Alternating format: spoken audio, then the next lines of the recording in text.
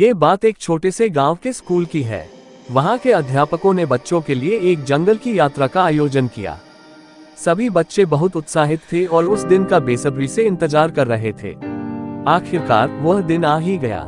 सभी बच्चे और उनके अध्यापक बस में बैठकर जंगल की ओर चल दिए।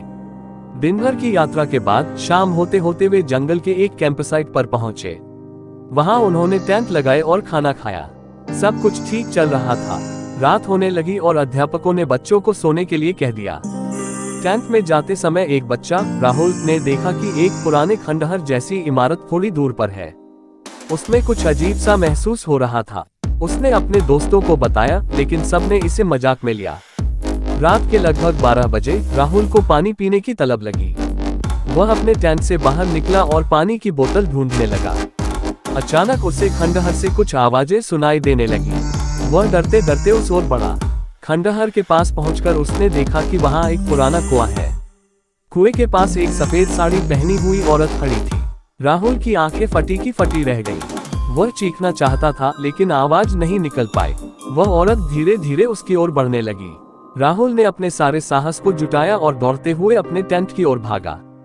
उसने अपने दोस्तों को जगाया और सबको उस खौफनाक मंजर के बारे में बताया। सभी बच्चे और अध्यापक डर के मारे कांपने लगे। उन्होंने तुरंत ही वहां से निकलने का फैसला किया। जैसे ही वे बस में बैठे, बस स्टार्ट नहीं हो रही थी। सभी और भी ज्यादा डर गए। तभी उन्होंने देखा कि वही सफेद साड़ी पहनी औरत बस के पास खड़ी थी। उसके चेहरे पर एक अजीब सी मुस्कान थी।